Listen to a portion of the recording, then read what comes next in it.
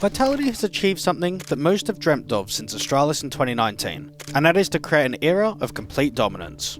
It's very possible to see them win both majors in 2025. The last team to win back-to-back majors was the Danes at Katowice and Berlin 6 years ago.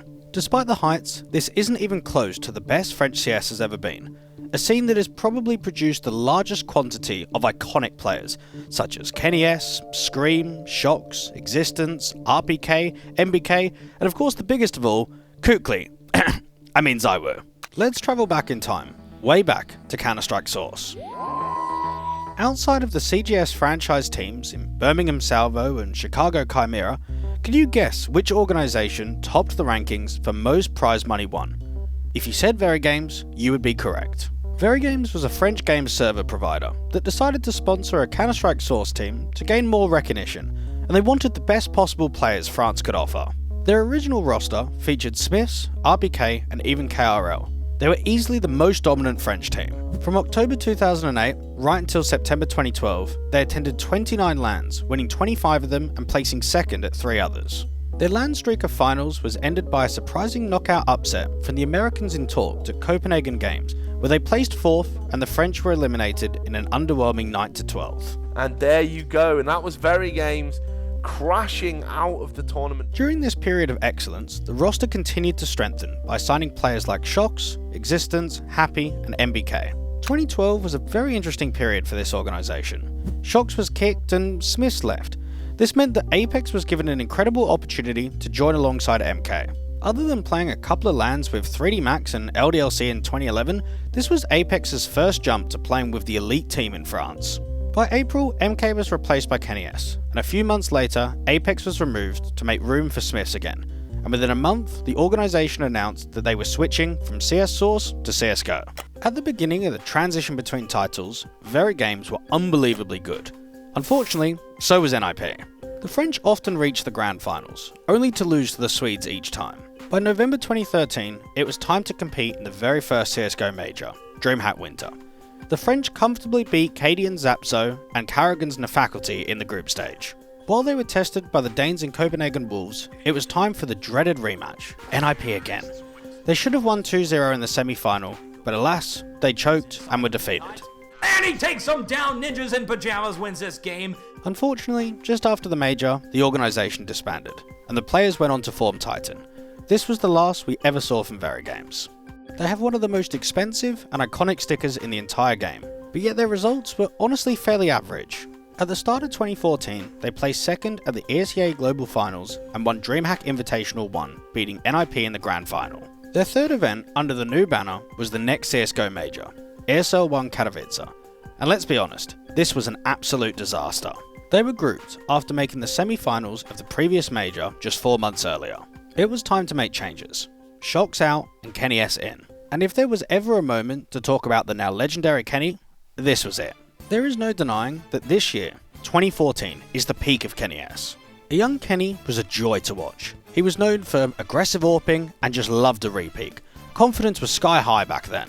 He would finish the year on HLTV having the highest average rating on Dust 2, Mirage and Inferno, as well as first in the world for AWP kills per round and highest percentage of entry duels won, and finally highest percentage of rounds with a multi-kill. During his tenure on Titan, KennyS closed the year with a 1.29 rating on LAN.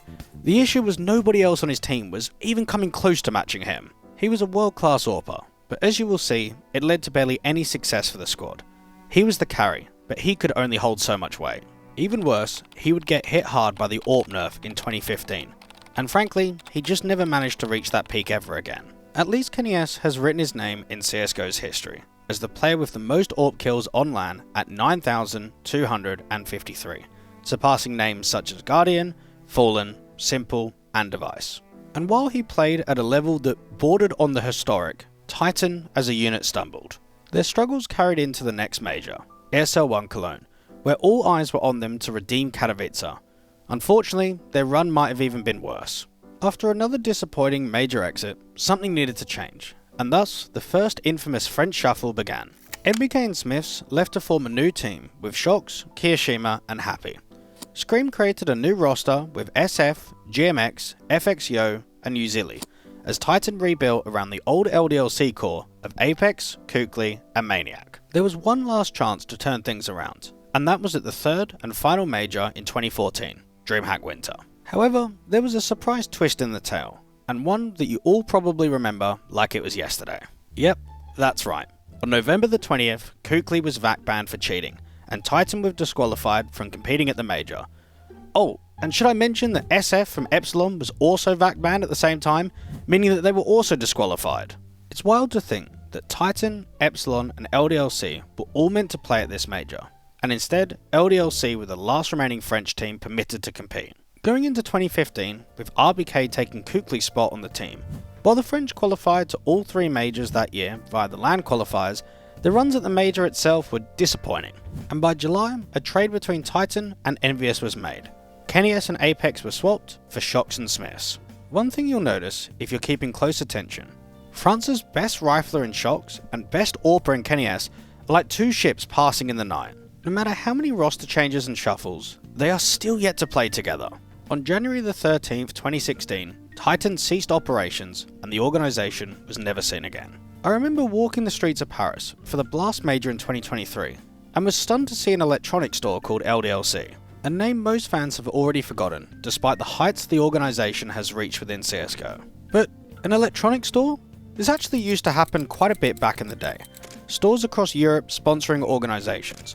Remember Expert and Euronics? What about CEX if you followed the UK CS scene? LDLC first entered the CS scene in August of 2010.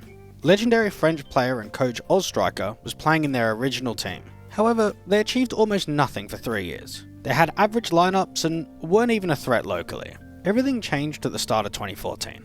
Happy was given the reins to create a French team that could compete at the Tier 1 level. This team was together for just 39 days when they had to play at the ESL 1 Katowice Major.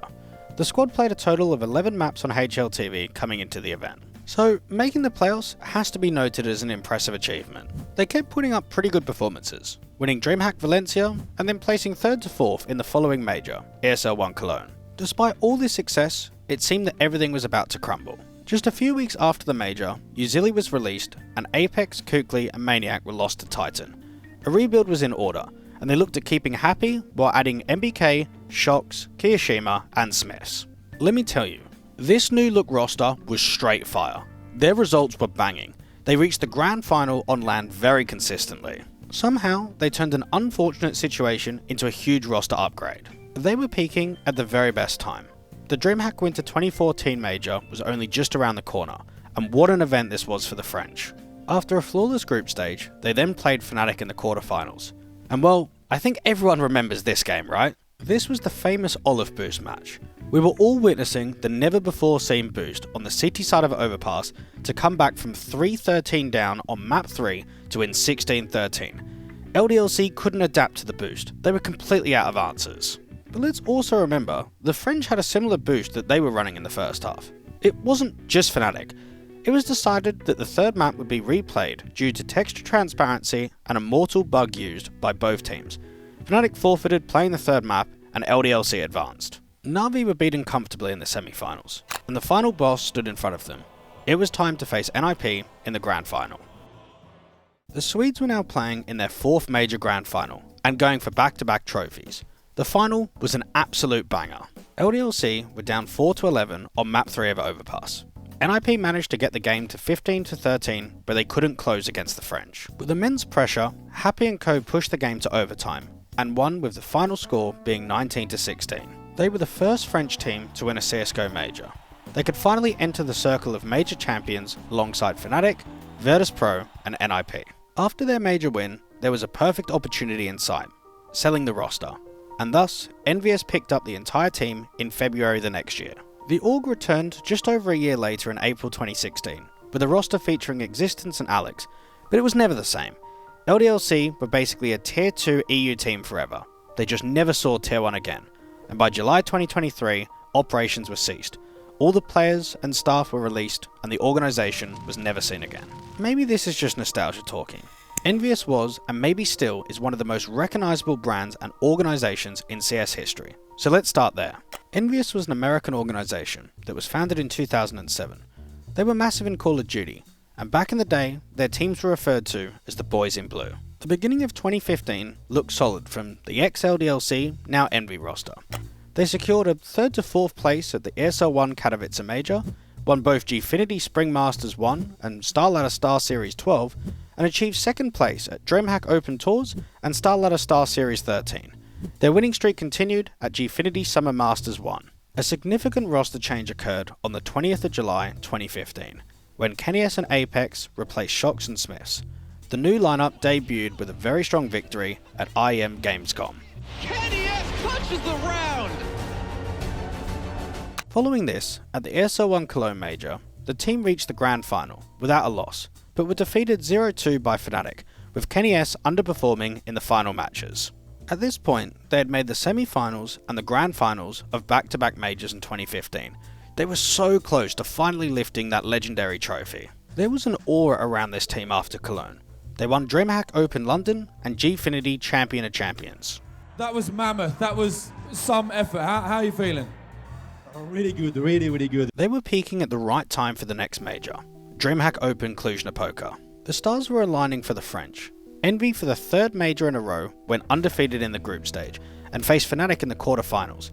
It was time for revenge from the last major. Mirage was lost, but the Swedes were farmed on both Cobblestone and Cash. Pronax and Co were completely outclassed. In the semi-finals, they beat G2 and once again made it to the grand final. And you couldn't ask for a better matchup. Envy versus Na'Vi. The French had placed 2nd and 3rd to 4th at the last 2 majors, and Na'Vi had at least made the quarterfinals in the last 4 majors in a row. But first, let me tell you about today's sponsor, Skin Club, one of the only fair CS2 case opening platforms offering hundreds of cases and a ton of unique features. Please keep in mind that you can only play if you are 18 and older. Skin Club uses a provably fair system, meaning every drop is 100% verifiable and cannot be manipulated. This means everyone is on a level playing field. You'll find daily free cases, giveaways, battle modes, and even community-built cases, where you can design your own case with any skins you want. No need to stick to pre-made ones, create as many as you like and share them with others. When you win something you like, you'll really appreciate their instant withdrawal system, and if you don't get anything great, you can still try upgrading it. It's super easy to deposit, there's tons of payment options, and if you click my link in the description, you'll get a 7% bonus on your first deposit. So if you're over 18, check out Skin Club by clicking the link in the description. Na'Vi had not lost a map in the playoffs. However, the entire analyst desk had the French to win the final. I still think that Envy will take it 2-1. Not too quickly. I agree. 2-1 Envy is going to be the storyline. 2-1 ENVYUS. Yep, ENVYUS win 2-1. Train goes to Na'Vi. Yeah, that's exactly my thoughts as well. And they were correct. Envy got off to a flying start. They were 7-0 up on map 1 of Train. Na'Vi worked hard to bring the score 11-9 in their favour, and despite Siege dropping 32 kills, it was KennyS and Co that came out on top, winning Train 16-14. They went into map 2 of Cobblestone with another 7-0 lead. Na'Vi was simply outclassed. Siege dropped just 9 kills and MBK was 25-9, closing at a comfortable 16-5 score, winning the grand final 2-0 and successfully lifting the DreamHack Open Cluj-Napoca Major Trophy. Kioshima, Happy and MBK had now won their second major. Apex had won his first, and KennyS not only won his first major, but was also given the MVP of the event. Envy couldn't have ended 2015 on a better note. Plenty of eyes were on them going into 2016 to see if they could continue to be one of the best teams in the world. In January, Maniac was the new head coach. They had not had a single coach in 2015, and in March, a shock move was announced. Devil was bought out from LDLC White to replace Kioshima. The problem came out with a public statement that pointed at some issues in the team behind the scenes. They had now lost a 2-time major winner for what? A tier 2 rifler from LDLC White? Devil had gone from playing with guys like Body and Twanu to now a tier 1 team. Now, retrospectively, we see that this roster move was the straw that broke the camel's back. Envy was pretty much killed overnight. A lot of bad performances ensued, and then MBK, KennyS and Apex were sold to G2 to form the French super team. Envy managed to bring in RBK, XMS and Scream, but that roster never found success, except winning one weak DreamHack Open Atlanta event. Their downfall was finalised in June 2018, when the organisation parted ways with their French roster. By September, they came back in CSGO, picking up a new North American roster. Well, that should tell you all. They had a major winning roster, a tier 1 French team, and now they have fucking Drone and Cutler. All rosters that were fielded post-French lineup were a joke, and a dishonour to the once legendary organisation. Envy closed their doors on CS in 2021 and were never seen again. I want to take you back to January 2016. G2 Esports had just sold their entire international roster to FaZe Clan for a reported 700k. They had cash to spend and wanted to keep a legacy of having a roster that could compete at the tier 1 level, and just 12 days later, the Titan roster was signed. Excitement was high, but their early LAN results were average, and the biggest disappointment was at the MLG Columbus Major. G2 didn't look threatening. They certainly weren't good enough to advance to the playoffs. Existence was known as an in-game leader that would choke at the majors. Outside of his 3rd to 4th at the very first major in 2013 with VeryGames, he had been eliminated in the group stage for the next 6 majors in a row. His time was up. He was kicked, and Body from LDLC White was brought in. G2 made a name for themselves in mid-2016 at ESL Pro League Season 3. The French beat the #1 team in the world of Luminosity and Stanislaw's Optic Gaming to go undefeated in the group. They were dominant in the playoffs and landed themselves in the grand final. The grand final match versus Luminosity will go down as one of the best grand finals in CSGO history. Every map was close and competitive. KQLY was unbelievable, and Shox and Scream were playing out of their minds. They may have lost the best of 5 on LAN, but we got a taste of what they could do versus the best team in the world. Overtime here, looking for the shot. Shox gonna pick up one more. Triple for him. Oh, he gets the quad kill. Are you kidding me, Shoxy? He gets every single one and keeps the dream alive. One of the maddest retakes I have ever seen. Speaking of Shox, this era was where he peaked. Him and Scream were so dominant that it's hard to think of another rifle duo that has matched them since. They made every game exciting to watch. But Shox had a rich history even before that. Shox placed on HLTV's top 20 players of the year for 4 consecutive years, 3rd in 2013, 8th in 2014, 13th in 2015, and 6th in 2016. Not only was he an incredible rifler, but he was also the in-game leader for G2. Today, it's unheard of for your star player to also be the caller of the team. I'd also like to point out that this was Shox recovering from his kick from Envy the previous year. Joining ex-Titan and G2 back then was regarded as a big downgrade for him, but he made it work. Shox managed to get the highest average rating, 1.16, in big matches on HLTV across all of 2016. We also cannot forget one of Shox's best qualities, his clutching. Shox would make unwinnable 1vx's somehow possible. That's why he was the 2nd player with the most clutches won on LAN in CSGO. G2 relied on him, and while Shox's individual form was ridiculous, the rest of 2016 was very turbulent for them. They made a few grand finals, but placed last at the ESL 1 Cologne Major, and most LAN events for the rest of the year were early exits with a lack of playoff runs. Something was missing going into 2017. Their first LAN event was the Major, E-League Atlanta, and it was a complete disaster. The French beat Fnatic in their opening match, but lost to everyone else, and just 9 days after being eliminated 1-3, massive changes were forced. Smith stepped down from playing and became their new head coach. RBK and Scream both left the team. This meant that G2's 5 had now become 2, just Shox and Body. They needed a core, and they signed the trio of MBK, Apex, and KennyS from ENVYUS. Finally! We've been waiting for so many years. Shox and KennyS are playing together. They had created the French super team. This lineup was a massive threat at tier 1, just from the players alone. At the time, you had squads like Astralis, VP, SK, FaZe, North, Na'Vi, NIP, Optic, Gambit, and Cloud9 all within the top 10. Everyone was wondering, where will they sit among the rest? The debut LAN with the new super team was at Starladder Star Series Season 3. The French absolutely pumped NIP, Hellraisers, and SK in the Swiss stage.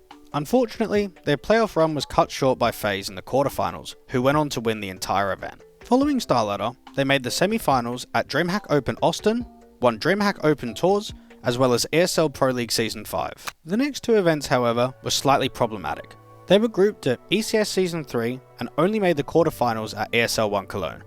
All eyes were now on the major, PGL Krakow 2017. However, the dream of another run in a playoffs at a major was over. They were grouped. They responded by winning DreamHack Masters Malmo just over a month later, but failed to win another LAN for the rest of the year. The beginning of 2018 looked promising, starting with the all-important E-League Boston Major. The super team were flying, going 3-0 in back-to-back Swiss stages. Should this be G2's major to win?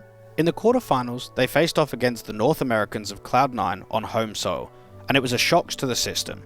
The French were pumped.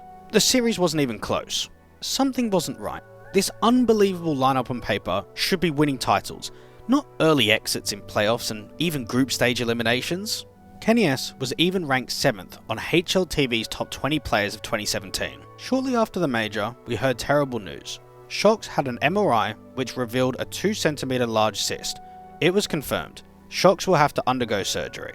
During this period of time, Mixwell was brought in and MBK was to take over the in-game leading. But there's digging to get to the truth. Originally the plan was to replace Shox with Smiths. Instead, Shox really wanted to change the lineup, which is why he got removed. MBK stated that this decision has nothing to do with the surgery, and Smith stepped down as the head coach as he expressed that he still wanted to compete as a player. Was this early signs of some backstabbing? By June, Shox is welcomed back in open arms, but so is Smiths, but as a player once again. Even bloody Existence returns, meaning that Mixwell, MBK and Apex were all pushed out of the team. The remainder of 2018 was pretty awful for the French. Consistent 5th to 6th placements, they weren't even challenging for deep playoff runs, and their performance at the Faceit London Major was an absolute joke. By November, even more changes were forced. Smiths and Existence were kicked, and finally young, new blood was brought into the team, in Lucky and Jax from 3D Max. Malik was signed as the new head coach, and Shox moved back into in-game leading again. 2019 looked promising. While it was a disappointing run from the team at the IEM Katowice Major and kicked body for Amanek, they came back into every other LAN with consistency. At the Starlighter Berlin Major, G2 had to win just 1 out of 2 best of 3s to advance to the playoffs, but they simply choked. Shortly after, Shox and Lucky were kicked, and for the first time in the org's history, the so-called French super team was going international, with additions of Nexa and Hunter from Crazy. This lineup was created to compete for titles, with a French legacy. This, however, was all beginning to change.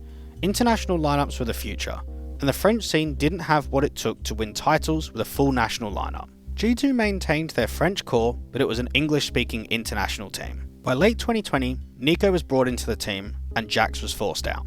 This was the nail in the coffin. There was no longer a French core, and G2 never returned to a French trio again. I know what you've all been waiting for. Yeah, that's right, Vitality. Let's go back to October the 8th, 2018. The announcement for the new V for Victory lineup is formed with 3 major champions, Apex, MBK, and Happy. You may also remember this trio as the core that played under ENVYUS when they won the DreamHack Open Cluj-Napoca Major in 2015. The veteran RBK also joined after previously playing for VeryGames, Titan, G2, and Envy. All of these experienced and legendary players needed some youth, and who better than a young 17-year-old AWPer in ZyWoO, who was known for farming in the Tier 2 scene on Y6 and against all authority, while also being a 4-time FPL champion. Vitality may have been known in League of Legends, but they were soon to become a big name in the Counter-Strike scene. Being formed so late in the year, they only got to play at a single LAN in 2018, that being DreamHack Open Atlanta, and while they managed to win that, they had one big issue: their online results. There were back-to-back failures in qualifications for LAN events, and by the end of December, we saw a change in in-game leaders. Happy was kicked, and Alex was brought into the team. At the time, this was a surprising move. Alex was not a proven in-game leader. He'd played on LDLC for over 2.5 years, but they were an average Tier 2 team that really didn't achieve much. I remember Alex making the playoffs of IEM Chicago just 49 days before he got the call up to Vitality. I wonder if this run gave them faith in him. ZyWoO wanted to prove that he was a Tier 1 player. The IEM Katowice Major was going to be the event to show that. Unfortunately, the depth of the squad wasn't there. The lineup was too fresh and too inexperienced together. The event that really put their name on the map was CS Summit 4, beating the 3rd best team in the world in ENVYUS and the 2nd best team in the world in Liquid, through both the semi-finals and the grand final. From there, the results started coming in on LAN rapidly, making the playoffs at DreamHack Masters Dallas, then winning ECS Season 7, and even placed 2nd at ESL 1 Cologne, only losing to Liquid in the grand final in the event that completed their Intel Grand Slam run. It's permanent. They have done what no one may ever do again. Intel Grand Slam, Team Liquid! After losing to Liquid again in the semi-finals of IEM Chicago, the best way to respond would be at the Major. That's right, the Starlighter Berlin Major was just around the corner. The French were tested massively by Tier 2 squads, but showed more quality and composure versus the Tier 1 teams and advanced to the playoffs. The quarterfinal match was versus James of Vanguard. On paper, this should have been a free pass to the semi-finals. Instead, ZyWoO was the only one hitting. Numbers were poor by everyone. They were simply outclassed. The organisation couldn't even wait until after the major. While the semi-final between NRG and Astralis was on, big news arrived. NBK was kicked. That was a bombshell. Apparently tensions were building within the French camp, and all it took was a quarterfinal exit at the major to implode everything. At this point, we all knew that drama in any French team was inevitable. It was part of their charm. In late September, it was confirmed Shox was joining. Imagine being a French CS fan back then. You got to see Shox and Kenny together, and now in late 2019, you are going to see Shox and ZyWoO as a duo. Vitality was easily a top 5 team in the world moving into the new year, and the French played just 6 best of 3s on HLTV at the start of 2020, during Blast Premier's Spring Series and IM Katowice. The results were average, but nothing too concerning. And then out of nowhere, headlines read, Alex set to leave Vitality. Alex was thrown in the towel. He's had enough of the constant travelling. Little did he know then, very soon we would hit the online era, and it would be the end of the travelling circus at Tier 1. What an absolute shit show. A 5th was needed, and well, they didn't search for an in-game leader. 17-year-old Masuta had been given a chance. Bro was still in school, and it was reported that he would continue his studies alongside his new professional CS duties. This was his first ever professional team. This young rookie played for around a year on Make Your Destiny, alongside the veteran French player Flexor. Masuta had played just 27 maps on HLTV before joining Vitality. It was even rumoured by Nell that 2 months earlier, G2 were looking at picking him up for some academy team. This meant it was time for Apex to become the leader of the team, and get their squad winning again. Masuta spent almost the entire year struggling at the Tier 1 level. However, the team was the opposite. They were dominating through the online era, and by October, Vitality shocked us all again, doing something that had only been attempted by Astralis in Tier 1 and AGO in Tier 2, and that was creating a 6-man roster. There was a short list of options: Haji, Maka, Kios, and Navira. Rather than looking at experience, they opted for youth again, and selected the most inexperienced player out of the 4 in 19-year-old Navira. The young man offered something unique to this French roster. He was a hybrid, a very strong rifler, as well as a decent secondary AWPer. He spent most of 2020 on Heretics, where he played alongside Kioshima and Lucky, as well as competing at a decent level in Tier 2. But come on, he was always going to be most well known for being Scream's younger brother. Navira's role was simple. He would play on Dust 2 in replacement of Masuta, and on Inferno in replacement of Shox. Eventually, he would even play on Nuke over Masuta. Vitality showed a lot of promise during this period. Unfortunately, it all came to a crashing halt when Valve stepped in. Teams were now penalised for subbing their 6th player in during RMR events. It was black and white. Valve ended 6-man rosters, and now there was no need for Navira. He was benched, and a few months later, he moved from CSGO to Valorant. The French had created a pattern of picking up young rookies around experienced players. First it was ZyWoO, then Masuta, followed by Navira. So of course, it was no surprise when Kyojin came in to replace RBK. RBK was sent packing and was pushed into retirement. With awful performances in 2021, the French side was hoping that the young 22-year-old would get them out of trouble and back towards the top again. The youngster played briefly with Navira and Python in 2019, and joined Vitality with just 19 maps played on HLTV. And this guy is meant to replace the 9-time major attendee in Latank? Seriously? Nah. Seriously? Xtaz said that their new signing had untapped talent and tremendous potential. But come on, this guy was awful. He hadn't proved anything at Tier 2, so why was he given a chance at Tier 1? The French managed to play in 3 grand finals with Kyojin, but he just wasn't good enough at this level. I even think Apex would have agreed. It seemed like he was flaming this young rookie all the time. The problematic thing we have is Kyojin on his side. He's bad. It's fine. We can see it. He knows it. It's safe to say that Vitality was still very strong in 2021, but with the rise of international lineups appearing, it wasn't surprising to see them move away from a full French lineup in an effort to be the #1 team in the world. What was a shock to the system was who they signed. On the 3rd of January 2022, everyone was talking about G2's new 16-year-old AWPer in Monacy, but 2 days later, there was more to get excited about, as Magisk, Dupree, and Zonic joined Apex, ZyWoO, and Masuta. The former Astralis trio were major winners, involved in an era and wanted to create a new legacy. This blockbuster move instantly asked the question, How long will it take Vitality to be the best team in the world? LANs had returned, and the expectation for success was extremely high for this new international project. Now, if you're anticipating that I begin this segment talking about an incredible debut or instant trophies, you'd be very wrong. The transition wasn't easy. The first few tournaments were rough as hell. They were grouped to IEM Katowice and ESL Pro League Season 15. Mate, they were even 2-0'd by f***ing Bubble in an online Tier 2 Cup. By mid-April, they had slipped outside of HLTV's top 10 teams in the world. It was obvious. This was a long-term project, but with the failure of not reaching the playoffs at the Antwerp Major, something was holding this incredible squad back, and all eyes were turned to their weakest link in Masuta. Vitality put their foot down, and picked up one of the most spoken about rising talents in Spinks, and signed him from ENVYUS. This was a massive upgrade in firepower. Apex even stated that after picking up Spinks, they have perfect roles. Now there were no more excuses. The boys needed to start cooking and winning titles, and it didn't take long. They instantly won ESL Pro League Season 16 on LAN, dropping 4 maps across 7 best-of-3s and a best-of-5 grand final. ZyWoO was unleashed. He was unstoppable. We all knew that an international team with top players was going to maximise his individual potential. At Pro League, he posted a 1.42 rating, his highest LAN event rating in all of 2022. Unfortunately, the rest of the year left a sour taste for a lot of fans. They all saw the class, the quality with the new roster, but yet they were embarrassed at the IEM Rio Major and eliminated in the quarterfinals in Abu Dhabi. They started the next season with good results, but took instant losses in the playoffs at IEM Katowice and ESL Pro League. IEM Rio was the perfect event in April for the French to ramp up and peak just in time for the Blast Paris Major that was awaiting them a month later.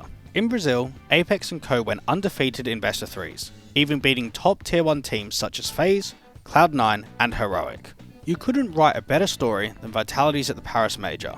Apex and ZyWoO playing at the last CSGO Major and the first held in their home country of France. The stars had aligned. After an impressive run at the EU RMR, they found themselves invited straight to the Legends stage. They continued their winning streak from Brazil, and proceeded to win 2 best-of-1s and 4 best-of-3s without dropping a single map. ZyWoO dropped another incredible performance, landing himself the Major's MVP. It had been 2,758 days since Apex and Envy won the DreamHack Open Cluj-Napoca Major. He was now a 2-time Major champion. How does it feel? I don't know how to describe right now. It's so much joy. You know, I've been criticized from day one being in game leader, but now I win a fucking major, so fuck you all. ZyWoO is now just the 3rd French player to receive a major MVP. First it was Happy with LDLC, then KennyS with Envy. The WoO had etched his name in history. Despite the successes of the team, the organisation wanted more. After the major, dupreeh was benched, and Flames was brought in on a free transfer. A few months later, Zonic was kicked and Xtaz returned after stints at G2 and TSM. Magus was also benched to make way for the British rifler of Mezzi. Vitality didn't make a single roster change in all of 2024, only contract extensions for ZyWoO and Flames. They reached the playoffs at back-to-back majors that year, but only won a single trophy at IEM Cologne. They were a consistent title contender at every LAN. It felt like they were just one more move away from greatness, and at the beginning of the year, Spinks was benched and Rops was signed. That gets us to today. As of October 2025, the roster with Rops has already created an era, winning 8 LANs, securing both a Grand Slam and the Blast Oster Major. What does the future hold for them? Well, it's fairly simple, isn't it? Continue this era for as long as possible. The biggest question is, can Vitality do what only Fnatic and Astralis have achieved and win back-to-back majors? I think they will. I hope you enjoyed this video. If you did, I'd really appreciate if you'd like and subscribe. I'll see you next time. Thank you.